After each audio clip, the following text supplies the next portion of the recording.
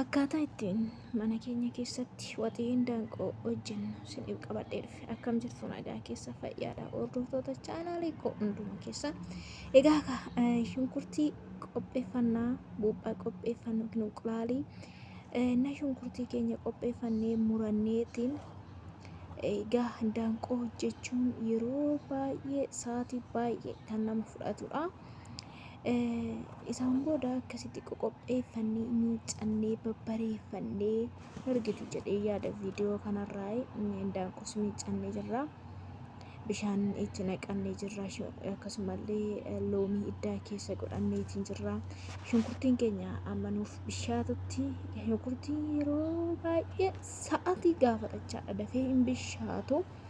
Shunkurtii yoo bishaate malee immoo yoo itti naqan uggisuudha kan irra mi'aawu jechaadha. Kanaaf inqulaalii keenyarree kophaatti affeellanna.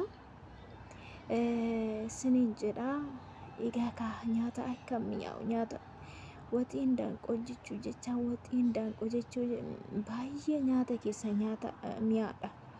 Garuu immoo yeroo baay'ee nama gaafata barbaree baay'ee laala barbaree kumatti namaaru kana lakkoftanii maankaa meeqa akkatti namni mo'anuma bichaadha.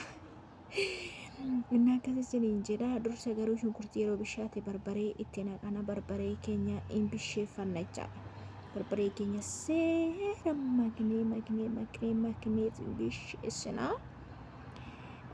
Yeroo barbareen keenya bishaate immoo kan nuyi zayitiitti godhannu jechaadha.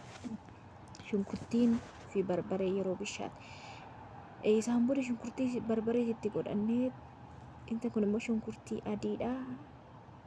Shunkurtii adii akkasitti mannee zayitii akkasitti itti godhanna. Maaliif barbareen akka nama hin gubneef jechaadha. Barbaree argitanii ammatti godhame barbaree bicha እና እኛው ከዋንተ ይፍጫላ zaይቲ ብቻ ጅቦ zaይቲ ከኖ ቢሻቴ ይቻላል አመኩን በከተኮት አካሰተ ደናነሙ ሳይ ቪዲዮ ደፌ ቆይታው ሆነ ቢሻቴ ደትናማ አኩማ አርጊታን እንዳንቆን ቆጳውፍቴ ባየዳ ብረዲስቲን ሞ ጥቆዳ ብረዲስቲን ኮባት ገና አና ብራ ወጀታማ ከናፍ አማ ብረዲስቲን ኩን ፉደሞ እስማ ከነቲ ገዲ ወጀነቻ እስማ ካተናና ከሲቲቲ ገዲ ነነቀኔቱ akkanatti waxii indaanqoo fataa goonee hojjetalla jechaadha. Kanaaf isa kana siniin jedha hojjetadhaa akka mi'aawu gaayuu qimamii kana argitan qimamii kanallee akkasitti godhattu. Qimamichi baay'ee mi'eessa jechaadha. Kanaati argitanii indaanqoon ittis bishaachatti jirti. Ammas qimamii isa kana itti godhanna. Akkana kunoo akkanni minya kono jirala amma maal gona bishaan itti naqama xap itti godhana maal seetan akka biradistiitti gadi hin qabanne isiniin jedha. Biradistiitti gadi hin qabanneef akkasitti bishaan keenya xap itti godhanna. Akkanatti kunoo nyaata mi'aa'a nyaata bareedaa kana toshannee hojjetanna.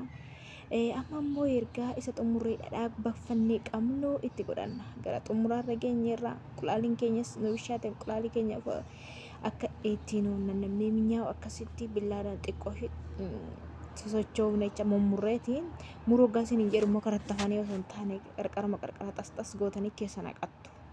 Maaliif shunkurtii eenyuun akkatti namuchaadha. Akkatti mi'eeffatanii waxattu siniin jedha koottaa nyaadhaa siniin jedha hin jira.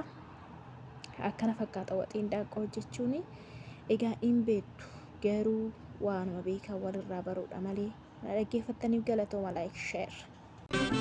Bari'aa malee natti dukkana'u orma wajjin taa'ee rakkina lakkaa'u oola deemaa bulaa ifti aduu kooti amaneen dubbadhaa barri kun kan kooti. Bari'aa malee natti dukkana'u orma wajjin taa'ee rakkina lakkaa'u.